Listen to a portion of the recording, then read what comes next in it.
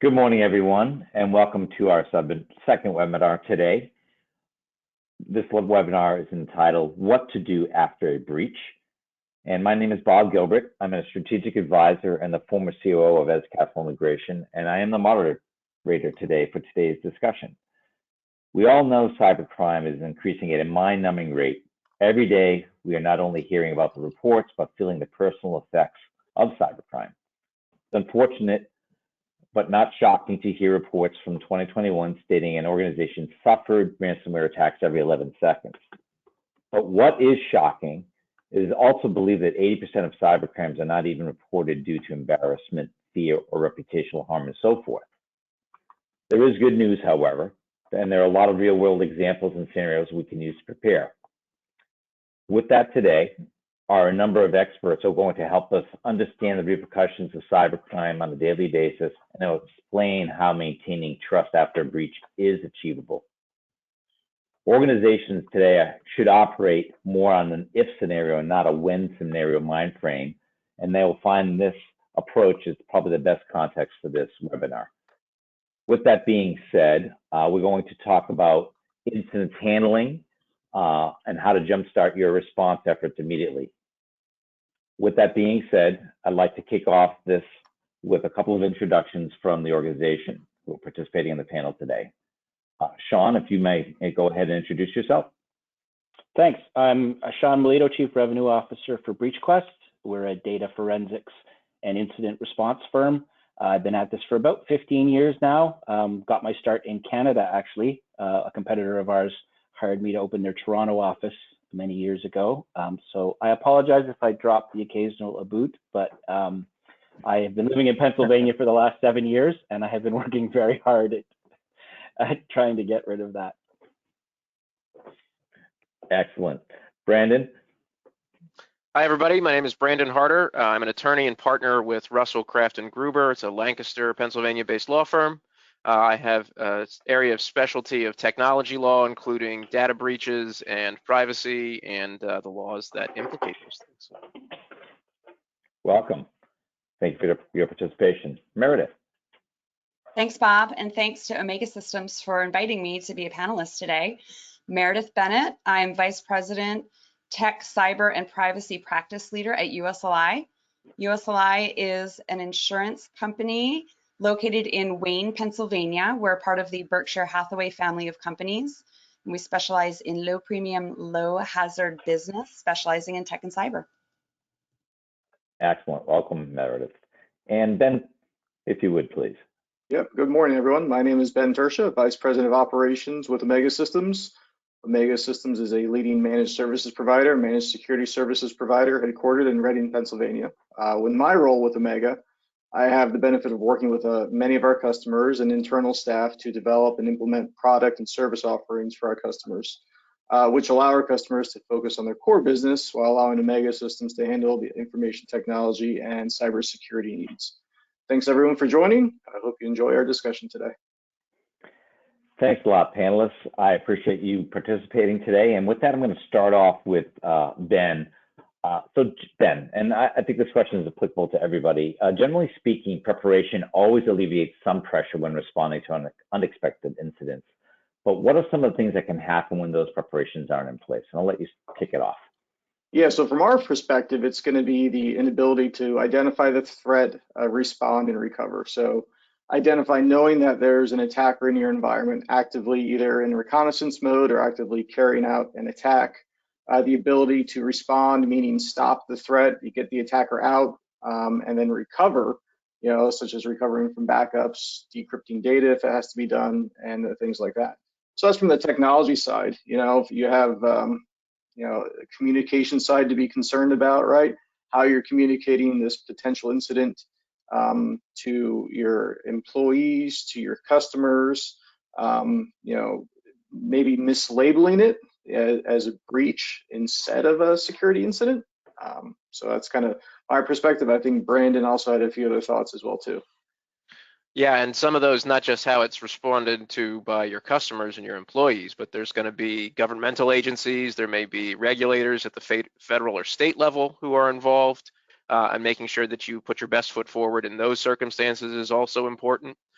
Plus, at the end of the day, the more aggravated you get those end users, whether they're regulatory or consumers, the more likely you're going to get involved in litigation, the more likely you're going to have other sort of incidents that stem from that. So, not just the damage control, but really the practical ramifications can be altered by the timeline. That makes sense. Meredith, how about from an insurance perspective? What can you do if they're not in place? What preparations can you take? Buy an insurance policy. The obvious. Buy a good one. Yeah. Step one. Great way to be prepared is make sure that you have an insurance policy. Be familiar with how your insurance policy will trigger. So I think we'll probably get into that a little bit more as we talk about our plan, our incident response plan. But it's really important to communicate with your insurance agent as to how that policy is going to respond and trigger and what is covered and what is not covered. That makes perfect sense. And Sean, do you have a perspective on that same topic as well?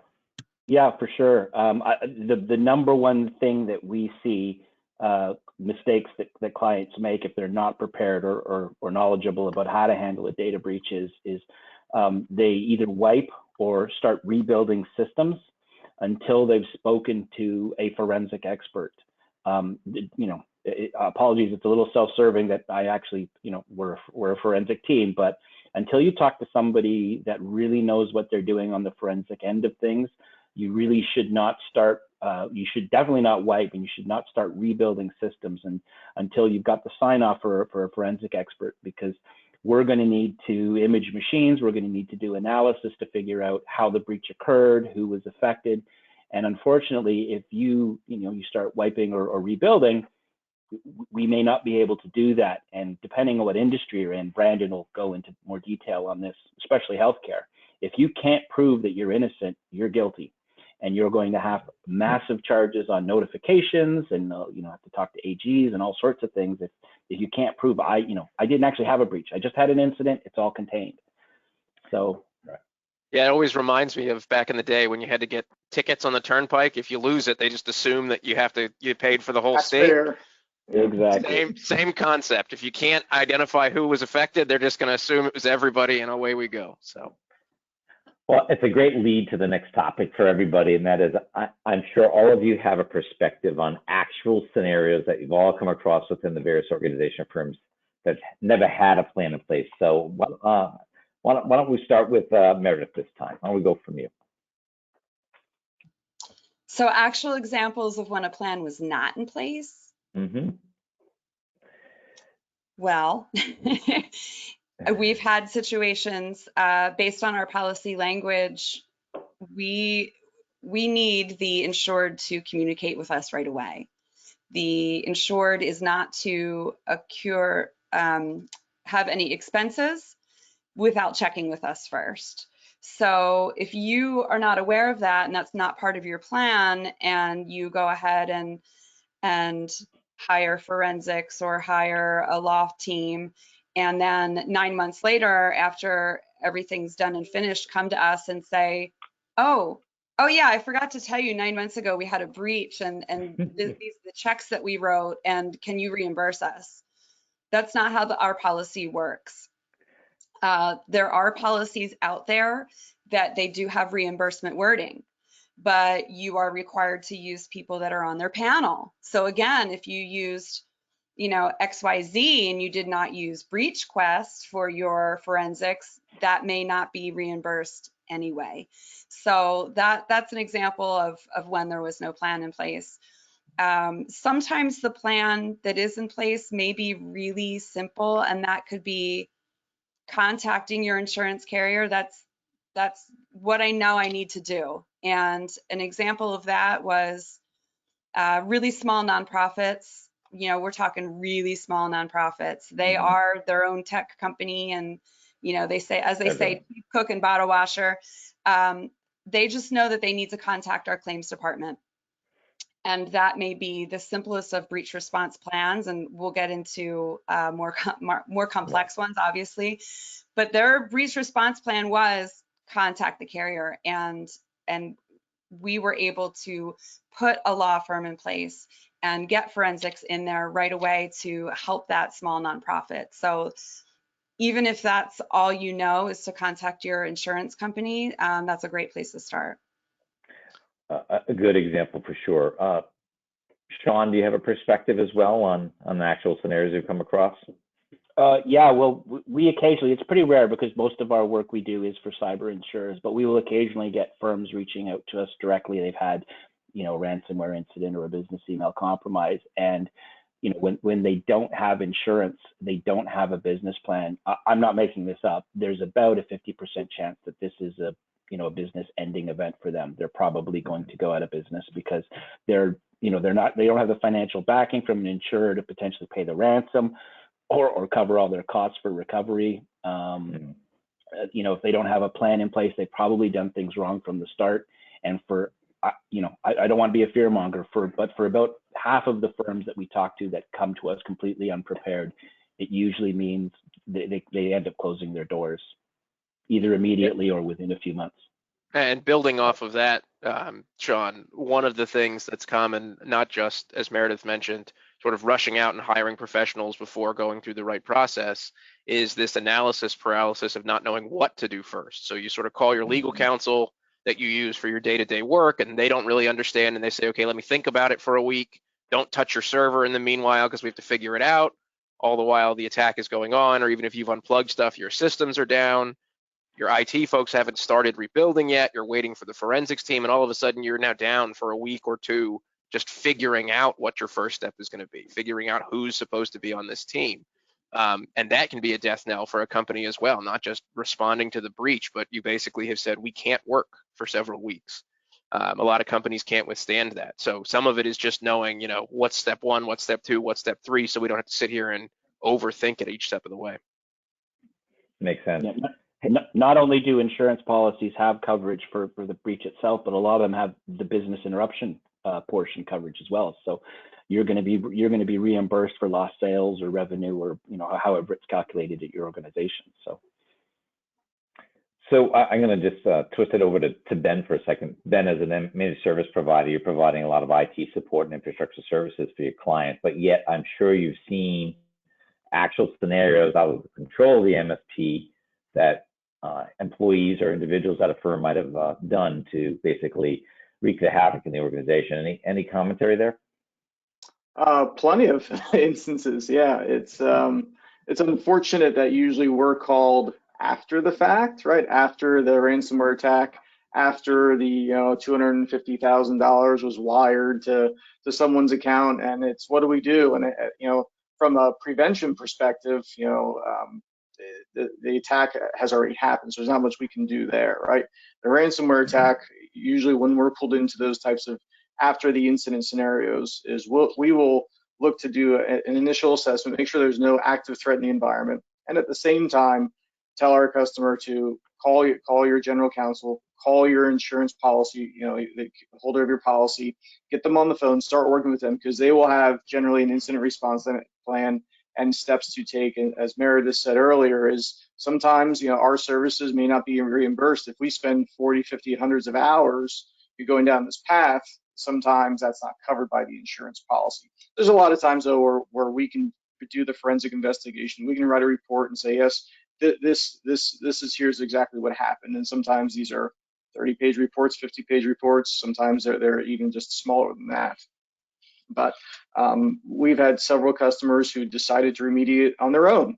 Just started, well, yeah, we had this attack, mount this backup and I'll copy all the files back. And then they never actually got rid of the threat, so it happened again the next day and the next day. And then they've compounded the incident sometimes when the initial first call getting us engaged, we could probably clean it up and stop the threat in a much shorter amount of time with less interruption to the business. That's super helpful. Makes sense. Thank you. Brandon, I'm going to redirect it towards you to try and get a legal perspective here. And that is, when is it appropriate to call it a breach as opposed to a privacy incident? How are these handled differently in the terms of the law?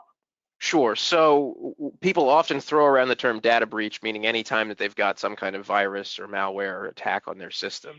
But data breach is actually a specific legal term of art, and it involves the unauthorized access to information that creates usually a substantial or a likely risk to personal information.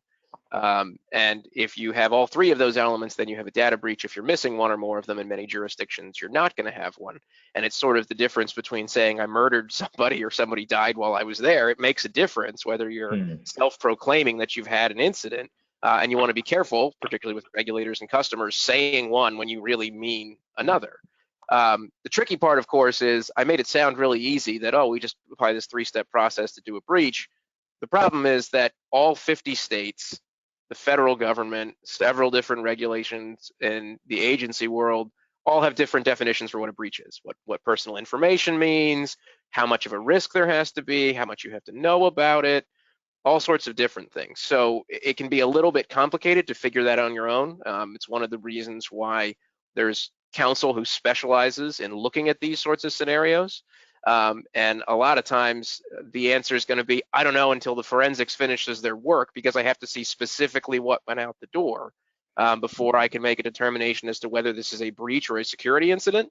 So security incident is anytime you've got something that you suspect that you need to investigate, that you need to respond to. It becomes a breach when it meets that legal hurdle. Makes sense. Meredith, from an insurance perspective, there must be also some, I'll say, difference of a view, if you will, relative to what is a suspected security incident. Do you have a perspective from the insurance side? Yeah, so our policy wording is going to respond if it's a privacy breach, security event, or suspected privacy breach. So it pretty much triggers as soon as you say, I think something's wrong, right? That nonprofit example that I gave you earlier, we did have someone that took over the accounting and clicked on the link that said, hey, you need to update your software. And as soon as they hit the update your software, they had that feeling like, oh my God, I think I just downloaded a virus. I mean, we've all been there, I'm sure. I'm not alone here. You get that sinking feeling in your gut. You contact IT. In this case, this nonprofit contacted us, and we sent forensics in there, and it turned out that it was a legit update and everything was fine. But we had still paid for that forensics investigator to make sure that was a legitimate software update and everything was fine, and that was covered by the policy. So there is definitely a difference with that wording. So if you're, having a fun Friday night reading your insurance policy, make sure that it has that broad language. Friday night only, huh? Yeah. Okay. Ben, Sean, and Brandon, deeper question here. Can you guys explain the difference between the roles of your internal tech folks, whether you leverage, an MSP or an MSSP, your forensic experts, attorneys, when breach recovery is involved? So maybe, Ben, you could start. Yeah, so Omega Systems, we have our own internal teams for our customers. So we have our own internal incident response plan, risk management, how to deal with a breach, who to communicate with. Thankfully, Omega has never suffered any of these types of breaches ourselves, but we've worked with several of our new customers and existing customers who had suffered some type of incident. And we've coordinated with their insurance carriers, their attorneys to be, kind of expert witnesses, boots on the ground, compiling reports, data restoration if needed, ransomware payment, and recovery services. So kind of a very broad spectrum from our side. Excellent. Sean? Oh, very similar to what Ben just said, except we're the ones that get called if you don't have a Ben. So if you've got a cyber insurance policy and you haven't got a Ben, then we'll get the call and have all the same sort of services that Ben just mentioned. Right, makes sense. And Brandon? So we sort of take over where they're, once you've figured out what's gone wrong, what's gotten out the door or not, we're making that determination with our clients about, is there a breach? And if there's a breach, what does that mean? Who has to get a notice? How do we have to send the notice? When do we need to send it? Do we need to tell regulatory agencies? Do we need to tell our vendors? Maybe we need to look at our agreements with our providers. Do we need to tell them something about the fact that there was an incident here? So we sort of take that factual information once it's gathered by the Seans and Bens of the world and apply the legal framework to it to advise them what they need to do with that information. So do you have a view of what type of exact information should be gathered to validate, is it a breach or not? Sure, there's a lot of information, but the most important ones are what went out the door. So is it personal information or not? Was this just a list of names? Were there social security numbers in there? Were there bank account numbers? What kind of information was there? And number two is how much of it went out the door? Did this affect some segment of your customer base? Is it the entire customer base? Is it only people in a particular state? How early was the incident caught that you can say only these files went out the door, or these lists went out the door? That's also important in determining not just whether it's a breach, but also who has to be notified if it was a breach. And again, this is the you lost your ticket in the turnpike example. If you can't tell me what went out the door or how much of it went out the door, then we're going to start by saying, okay, I'm assuming that everything in your system went out the door. Let's tell all those people, which is usually a great way to make people's jaws hit the floor when you try to explain who we're going to get a notice out to. That'd be a scary scenario. Sean, how about from the forensic side? What information should be gathered to validate a breach? The most important thing we gather is something called logs, and those are small little files that reside on every single computer and server. And in that data will be who logged on when, what data did they access, what did they look at, etc. What did they potentially download. And we gather. We actually have us and all of our competitors. Of course, we have automated programs that actually go across the system, grab those log data from every single computer and server, bring it all back to a common program, which we can then delineate through and very, very quickly figure out, which system was patient zero, where did the attacker come in, where did they migrate to, what did they look at, etc. So that's one of the, if anybody takes anything away from this call, one of the top things is, if the log data can be set for how long you keep it, and it should be kept for as long as potentially necessary for an investigation. So we like to say, 90 days minimum. If you can do longer than that, that's even better. Because if you've got your log set at only storing for 30 days and you find out the breach at day 31, it's going to be very difficult to do a proper investigation. And of course, there's all if it's a ransomware attack and they happen to have encrypted the logs, then of course there's all the fun with that too. Hopefully there's backups, or we may potentially pay at that point. We're not sure, but it certainly makes things interesting. Yeah, and I will also add, building off that, Sean, we were talking about the information that you need for purposes of deciding if there's a breach and responding to it. Some of that information about how the attack occurred is also important to prevent it from occurring again. A lot of people who are the victim of these kinds of ransomware or other sorts of security incident attacks end up being attacked multiple times. They basically keep testing the back door to see if you're leaving it unlocked. And so not knowing how it got in doesn't give you as much information about what should we be locking, what security should we be taking to block this from happening again, which is the last thing that you need after you survive one of these attacks to get hit a second time.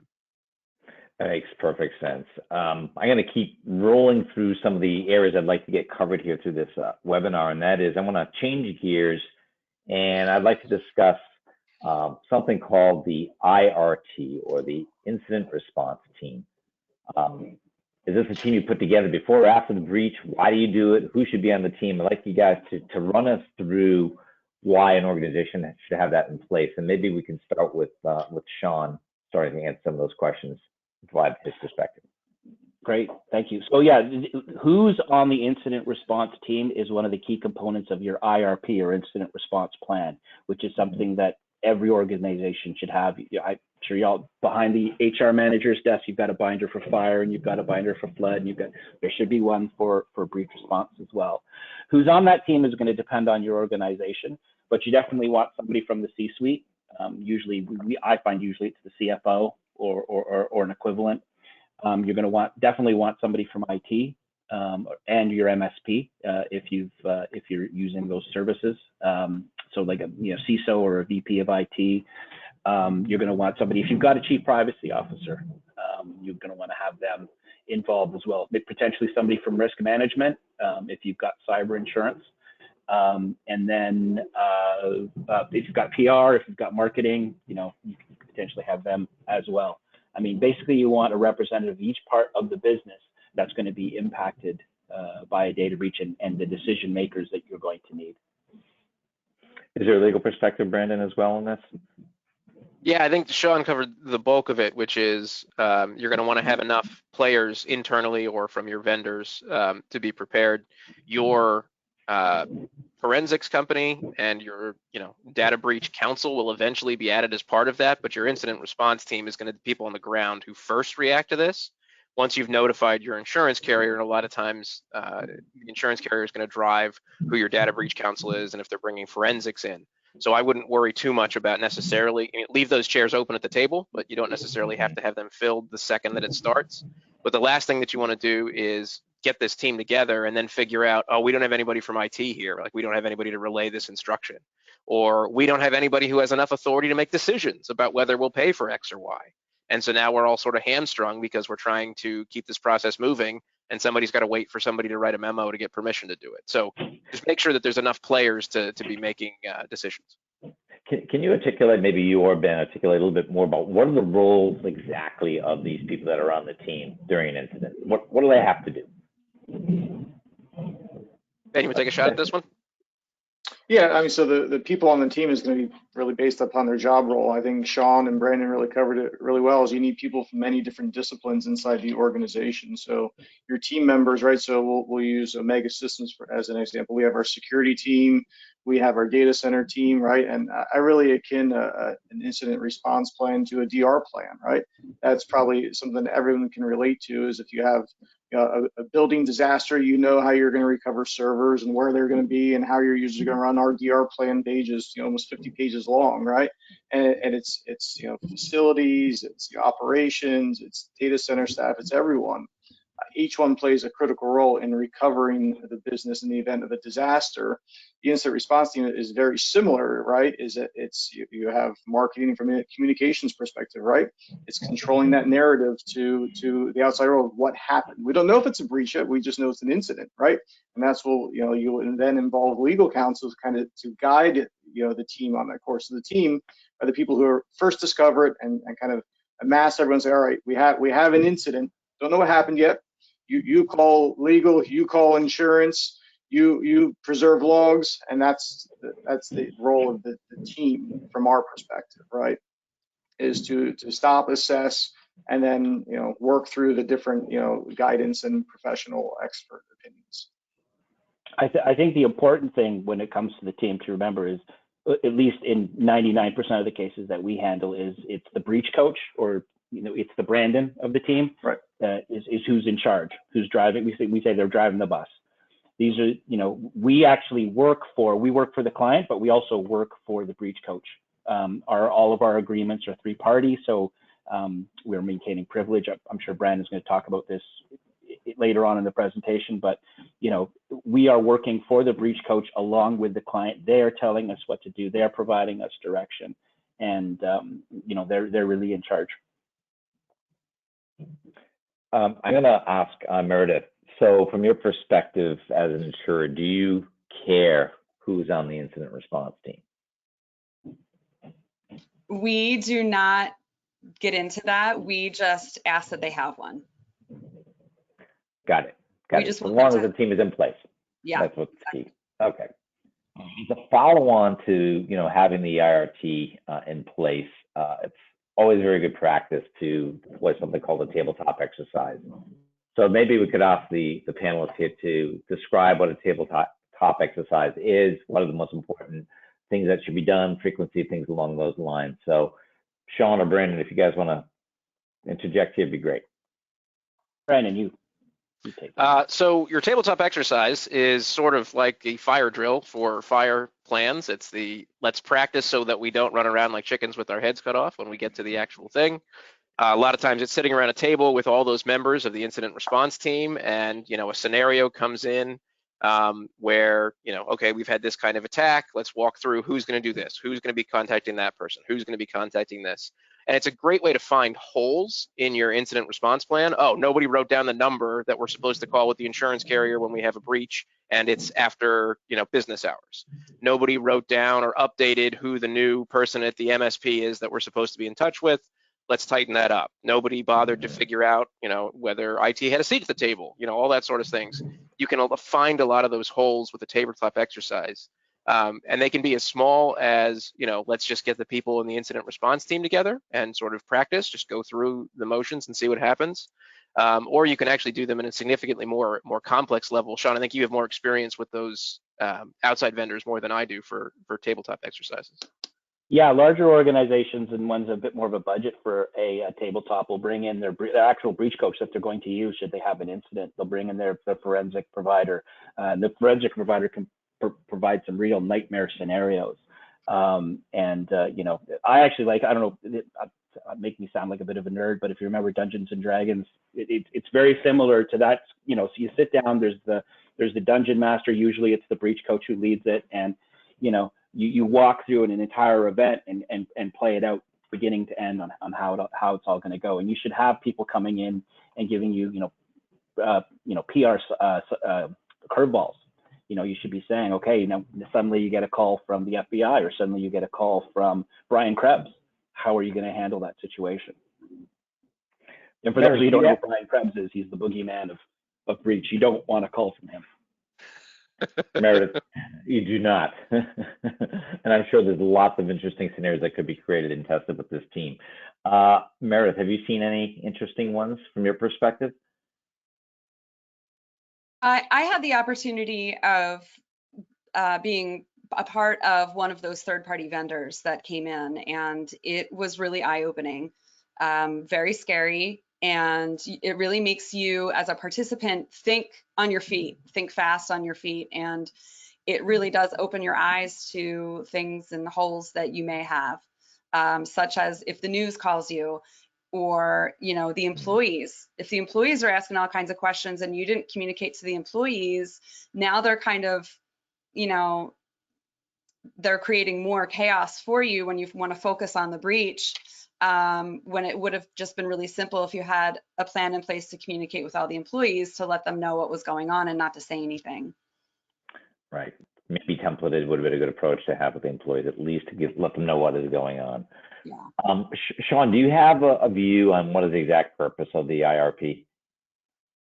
It's just preparation, you know, in one word. The more prepared you are, the better you're going to be able to handle it. The more encompassing your IRP is, the more, you know, the more topics it covers, the better you're going to have a handle when a situation occurs. And just to reiterate, you know, make sure you're keeping it updated and you're doing tabletop exercises based on it regularly. So let's dig into the IRP for all panelists here. I'm going to start with a question that was submitted prior to the webinar by an attendee, and they asked the question: will unplugging the server from the internet protect or prevent anything further from happening until remediation can occur? And I guess we can start with Ben, and we'll get Sean's perspective as well.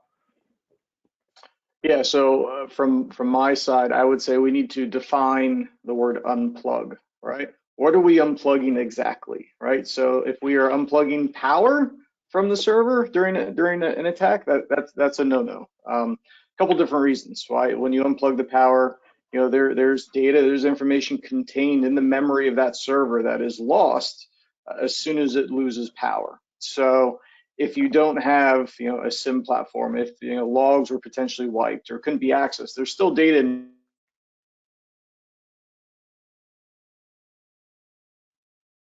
Did I just lose Ben, or did we all lose Ben?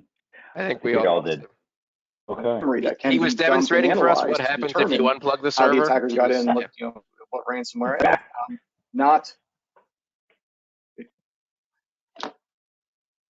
Oh, now we lost. I'm back. Audio. Sorry, yeah. There we are. So, yes to Ethernet, no to power.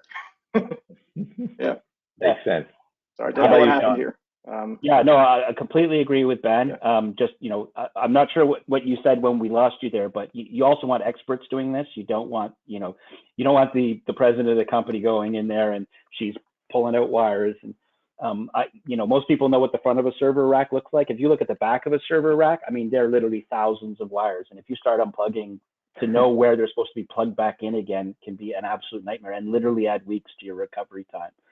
So you can definitely power off servers properly if you want to try to save the day doing it that way. But yeah, definitely no unplugging power wires, and only unplug what you know, if you know what you're doing. And most likely network connectivity is a start.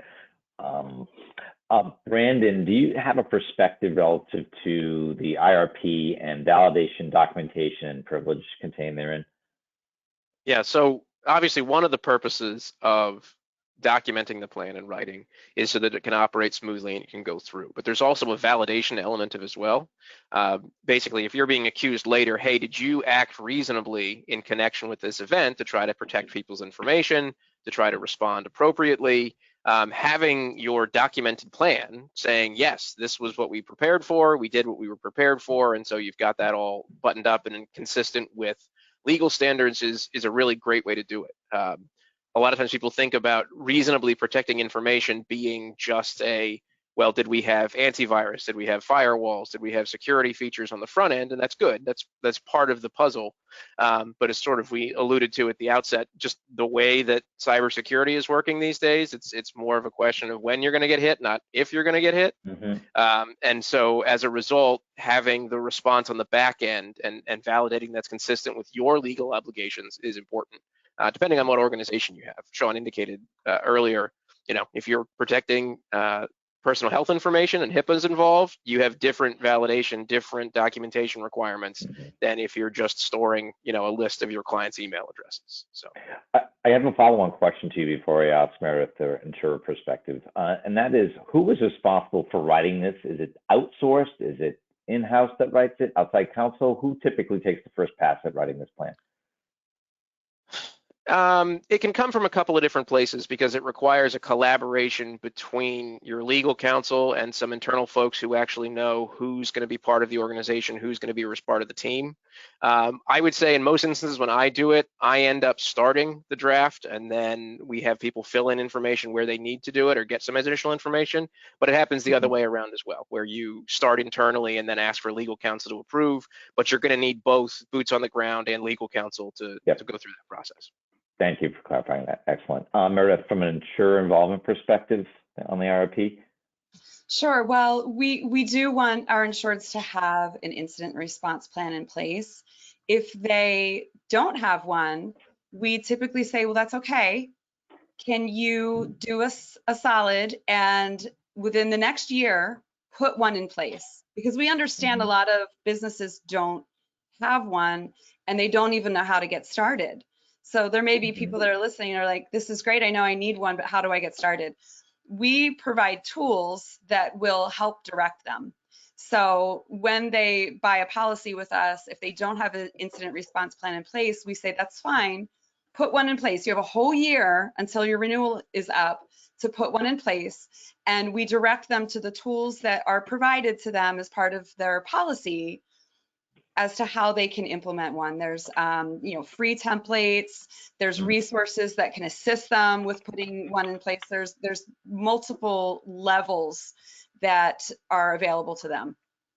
So that's how we get involved. That makes sense. Thank you. Brandon, you touched upon it earlier regarding communications and the point of the sword here in terms of doing that. Can you comment on who handles communications typically, and also comment if your clients are regulated or you might have investors as well? Yeah, so I'll break this down into two kinds of communications. One, you're going to have the mandated types of communication, things like we've had a data breach and I have to tell the end user, we've had a data breach and I need to tell the state attorney general's office, or I need to report this to the feds. So that's one level of communication where there's going to be specifics about when that has to come out, what it has to say, what level of detail has to be in there. But you're also going to want to coordinate communications for the softer stuff that we've talked about. How do you minimize damage to your reputation by reporting it to the community? How do you respond to the newspaper if they catch wind of this? How do you tell your employees what's going on when they're, when your clients are screaming, hey, where's my, thing? I wanted you to get me this thing yesterday. Why haven't you given it to me? Well, you can't usually just say, oh, sorry, our whole network's down because we had a data breach. I mean, that's going to create some disruption in the community. So there's a soft part of the communications as well. Got it. Meredith, back to you. From an insurer perspective, how is a case typically triaged? So as soon as there's an incident or a suspected breach, the insured should contact the insurance company, and we would assign a Brandon or a breach coach to kind of run as quarterback. And Brandon's going to work with, a Sean or a Ben to get forensics involved. And as he said, then, based on that, we'll determine if notification is necessary. I do want to point out, Brandon talked a lot about what's legally required. You have to notify the people whose information was affected. You have to notify the state attorney general and any other regulatory agencies. There's also something called voluntary notification. So, what if, based on the information that was taken, you're legally required to notify Pennsylvania residents, but that's not part of New Jersey's law. I'm just kind of throwing out a scenario. You would want to let New Jersey residents know anyway. So there is something called voluntary communication, or maybe the information legally you don't need to tell the people because it doesn't fall under the data breach law of that state. But you want to tell them anyway, like, hey, your name and address and email address is out there. So it doesn't fall under, personally identifiable information under the state, but you want to let them know anyway. So that's a conversation also that Brandon would have based on what forensics involved. And then, from there, it's all the notification costs. Is there a ransom that needs to be paid? Was your business interrupted? Do we need to pay business interruption? Does your data need to be restored? These are all things that happen after the initial notification to the insurance carrier. Got it. I want to keep moving along because we want to leave also questions and time for questions at the end by the audience participants. Brandon, I'll go back to you real quick. So when and why is it appropriate to leverage legal counsel in these scenarios? Yeah, so legal counsel is important for some of the reasons we already talked about, making sure you know what your deadlines are, making sure you're complying with it. But there's an additional level for privilege purposes. And Sean mentioned this earlier when we were talking about breach coaches. The attorney-client privilege protects communications between a client and a lawyer, so that way you can get legal advice. If you're having internal discussions about what data breach requirements are, or what the notifications requirements are, and there's no attorney for you in the room, those communications are not necessarily protected by privilege, meaning they would be discoverable in a lawsuit, meaning somebody could ask for those communications later on, which creates a whole nother level of headache where you now have to be careful about what you say or what you ask because this stuff could come out later. Having the lawyer involved, putting the umbrella of privilege, it's why there's a three-party contract where the lawyer is signing with the forensic expert in addition to the customer, helps shield those communications. So that way you've got a safe space where you can talk, ask questions, do what you need to do without the fear that information is going to be, coming out in a court of law down the road. And it just provides some grease to the whole process that makes it go better. Sounds like a sound practice out of the gate. Absolutely involved legal. I guess to both of you, Brandon, and to Sean, can you guys cover, the types of questions that you guys are gonna run through immediately in terms of what you want to look for out of the gate? Sure. So we're going to ask. Sean, you could lead. Yeah, Brandon. Go ahead, Sean. No, go ahead. Well, let's do it chronologically, Brandon. Why don't you, because you take the first call.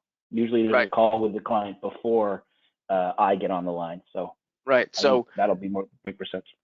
Yeah, the first things we're going to ask is what happened, what machines do we know are affected, and what kind of information was on those machines. Did you have health information? Did you have credit card numbers? Is it just pictures of people? Is it what kind of information is in there? And then last but most importantly, have you notified your insurance carrier? And if you didn't, hang up the phone with me and call the insurance carrier, and then we'll come back to answer the rest of these. So, and then I get on the line after that, and my questions will be a lot more technical, like, where is this equipment located? What type of equipment is it? What type of software is it running? And then we build from there and we come with a plan of attack of, we're going to need to send 2 people on site. We need to send one to New Jersey. We need to send one to New York. We need to gather these pieces of equipment. We need to run this software. We can do this remotely. We can't. So, it's going to depend case by case. But, Brendan starts with a 30,000-foot view, then we come down to about 10,000 feet, and then we hit ground level either remotely or with an on-site team to get the data we need. Let's go to that 5-foot level when you're there. So take us through the proceedings of the actual breach investigation, and I'll leave part-time for you, Brandon, as well to cover. So Sean, why don't you go ahead? Actually, I'm going to let Ben take that one because he's a heck of a lot more technical than I am. Yeah, so that's where we start the log investigation, right? We're pulling Windows event logs. We're leveraging a SIM platform if the customer has one. Sometimes, if we get into an environment and we find there are no logs, then we're recovering servers into, a sandbox off the network and reviewing log events there. It's that initial investigation so we can identify how the attackers got in. Are they still in the network? Do we need to lock them out? Are they on a PC? Are they on a server? Is it some guy sitting in the parking lot on the wireless AP? Like we've seen a lot of different, weird scenarios that we've been called into. But our goal is to identify, and sometimes we're that first call from the customer. So we'll start that, we'll start the investigation. And we'll direct our clients to call your attorney, call your insurance carrier now, get them involved, right? Because we aren't the experts. We aren't going to be able to label this as a breach versus a security incident, right? We don't know, who you have to notify. That's where we're going to leverage, counsel and kind of steer that. So usually we're involved right away, right? We will stop the attack. We'll identify the systems that are compromised. And then we're just kind of waiting for guidance, sometimes from legal or whoever else, the insurance carrier. Sometimes they have their own team who comes in and wants to do their investigation. We'll work side by side with them, give them virtual tours, show them what we've collected, share it with them. We've worked with the 3-letter agencies before from an information sharing perspective to share the data that we gathered during an attack so they can carry out charges against the people. So our involvement is usually first early on and then usually after the fact from a recovery perspective. Okay, so we've captured all the information, we identified how they get in, we stopped it. Now we need to recover. Business needs to recover. What is that, right? Are they paying the ransom? We generally don't facilitate the ransomware payment. The insurance carrier, whoever else would do that, but we can help from the recovery process then. And then after it's recovered, then there's usually a betterment. How do we stop this from happening again, right? Your firewall policies weren't configured properly. That needs to go. And you don't have a firewall that has UTM. You don't have a SIM. Your backup system is still tape. We should probably look at maybe upgrading those things. Don't laugh, Brandon. No tapes, please. No more tapes. No more tapes. Let's increase your defenses, right? So that if there is another attack, we can respond quicker and we can recover quicker. Ben or Sean, do you guys have a perspective on how long the investigation takes or what the costs are associated with it? Yeah, so a super easy case like a single user business email compromise, we can turn results because we have all the programming to automate that. We can turn results as quick as 24 hours, and it's as cheap as $5,000. A full-blown ransomware attack, the worst I've been a part of was in excess of 100 million. The ransom itself was 30. A lot of systems they decided to rebuild, restore. We assisted with that, and between legal fees, fines, well in excess of 100 million. I know this is making Meredith's skin crawl, but that's what we see on a daily basis with especially with larger organizations. Yeah, and the time can grow exponentially if you're not responding to it correctly or you're making a mess of it. For anybody who remembers, the city of Baltimore got hit with a ransomware attack, and their system for recording deeds was down for weeks and weeks and weeks. You couldn't sell houses, you couldn't engage in transactions because they didn't really know what they were doing, and they sort of flailed around about whether they were going to pay the ransom or not, and they weren't, and they were, and then they stopped. And I mean, that was months until they were back to normal again, and even then had to catch up on everything that was down. So yeah, domino effect for sure, no doubt about it. Meredith, what's the view? Does a past breach get factored into lack of coverage or higher premiums for the end user? What happens? I would say, in general, yes. It all depends on the situation. It depends on the carrier. It depends on what they have filed, if they're an admitted carrier or not, what they have filed with the state. You know, typically if you've had a past incident, the carrier is going to want to know what you've done to make sure that you don't have another incident of that kind, if you've taken precautions, just like in any type of insurance. But I will say, I think it was mentioned earlier that those businesses that are hit with ransomware tend to have repetitive events because the people try and target them again and again, especially if they pay. So that's kind of known and is taken into consideration. But you know, the size of the claim is definitely going to be a determination. How new it was. If I have someone that comes to me that has never had coverage before and had a breach 5 days ago, we're not going to be able to provide you with coverage. Right. So there's a lot of different factors at play. Makes sense. Hey, Ben, from a technical perspective, you know, obviously having 20/20 hindsight is great, but any common cybersecurity elements that, you know, customers can take, or, you know, to move forward to help them basically prevent this? Yeah, so I think a lot of people take that what they have is good enough. They take it for granted. You know, oh, my firewall is good enough. I have the in-house guys can take care of it, you know, if something happens, and that's just generally not the case that we've seen, right? The line in the sand from a security perspective is always changing. It's always getting pushed further, right? When I started my career 20 plus years ago, you know, there weren't firewalls, you know, and then a firewall was good enough. And then you just needed a firewall, and you know, semantic antivirus was good enough, right? And now that's not the case, right?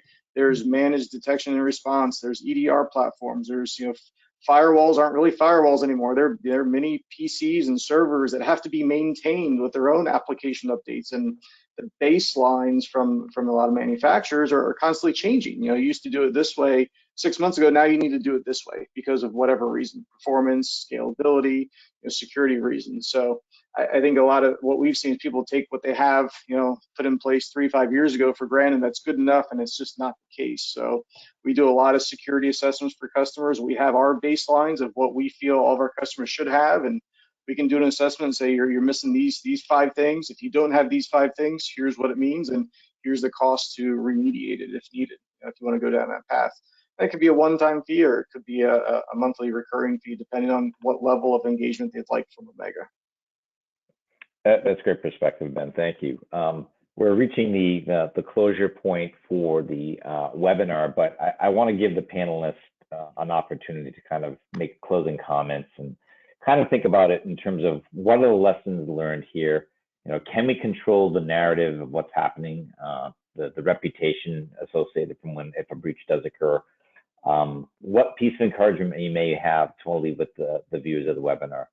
And lastly, what's the last piece of advice you'd like to share to give basically confidence and view in the event there is a breach? So why don't we just go down the line, and Sean, why don't you kick it off? So, you know, just to say it again, preparation. The more prepared you are, the better you're going to be able to handle the breach. From my perspective, any decent firm that handles breach response, like a BreachQuest, I know a lot of the breach coaches do this. Reach out to us ahead of time. We you know, we don't bite, and you know, we almost all of us will do an hour or two of consultation up front for no charge.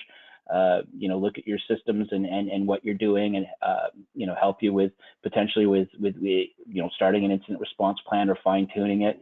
You know, we want to get our foot in the door with organizations just as much as everybody else. So, you know, we reach out to your breach coaches, your forensic firms, everyone ahead of time, and build relationships with them.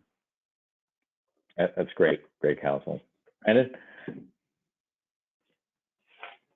Yeah, I think the reassuring thing, if there is such a thing, is that while these attacks have gotten more and more complicated, the tools and the resources that are available to fight them are also much more so. You know, you go back a decade and you were having a data breach event, and it really was a question, well, you know, who are we supposed to call, or is somebody going to be available? Now, whether it's through your MSP, whether it's through your insurance company, or a combination of the two, there really are clear steps for, look, you have a breach, it's 12:30 at night, you call this number and we'll get, you know, everybody will get on the horse and off we go. So if you take the time to know what those things are in advance. You can be prepared for these events without being a fiscal or a technological expert yourself. There's a lot of help out there from presenters like this, and for those who are taking their time to attend something like this, you're definitely on the first step.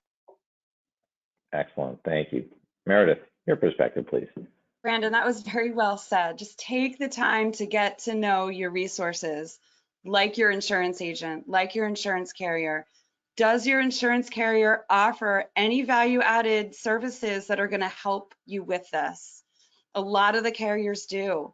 We offer cyber risk management that is complementary with your policy. Find out what that is and use it, because that's why it's there. Ben. Yeah, I think all my other panelists covered it really well. It's preparation. Have your internal plan. Know who you're going to reach out to. Right. Establish a relationship with those people prior to having prior to needing them. Right. Have them go through their own kind of checklist and process. Right. Don't take things for granted. Don't think if you think my IT security is good enough. Check, right? There's plenty of, Omega will do a site assessment, generally free of charge, give you kind of, here's our recommendations. If we want to dig deeper and do a full, scale, InfoSec assessment, we can do that as well too. But, preparation, don't take things for granted, and leverage the resources you have if there is an incident. Thanks, Ben. I'm just looking at a couple of questions submitted. I'm going to put them out there. And I think, Brandon, you might be best suited to answer this first one.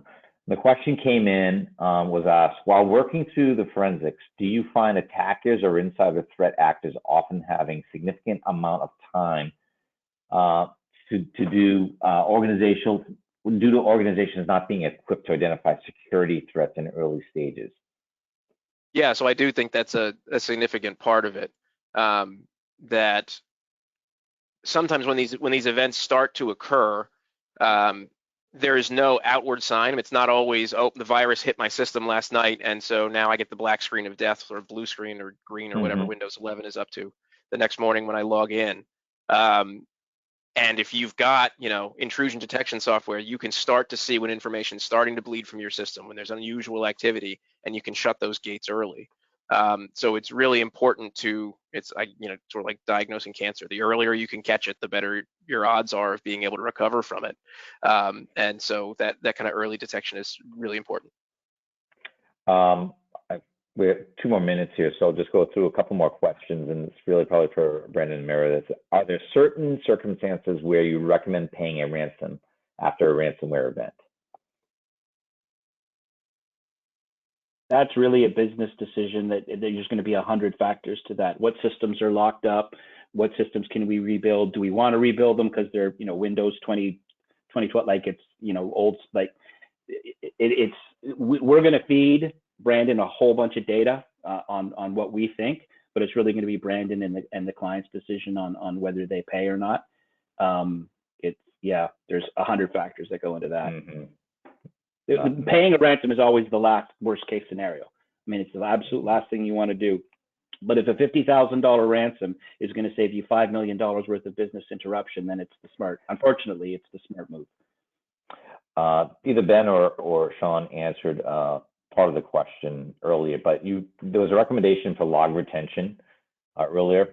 Is 90 days the minimum, but what is the preference? What do you guys recommend? We usually, for our customers who are on our SIM platforms, we do a year. It kind of ties into the first question that was posed to Brandon about the time the attackers are in the environment. We covered it in our webinar. Usually when you see the attack happen, it's too late. It's very rare where they're in day one, they launch the attack. Usually they're in for days, weeks ahead of time, doing reconnaissance, discovering systems, planning their attack. And it's not just how they're going to launch the ransomware, it's how do I stop you from recovering? I'm going to figure out what type of backup systems you have. I'm going to figure out who your domain administrators are. And they kind of build out this automation script. And then when they launch it, they're launching it, clearing their logs, clearing the backups, and sometimes even just getting out of your environment and then waiting for you to pay or establish communications with them to negotiate.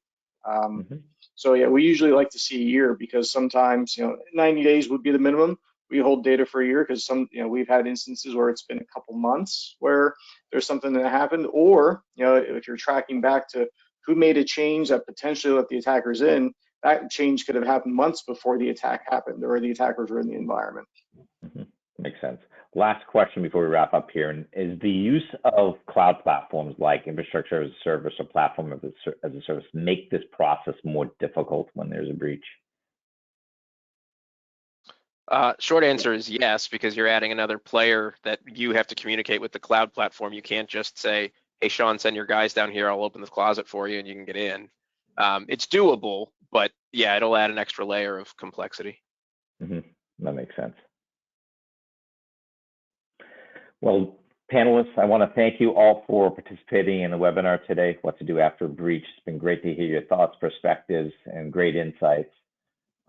With that being said, we're going to conclude the webinar now, and we look forward to the next webinar that will be hosted by Omega going forward. Thank you very much for your time. Have a great day. Thanks, everyone. Bye, everyone.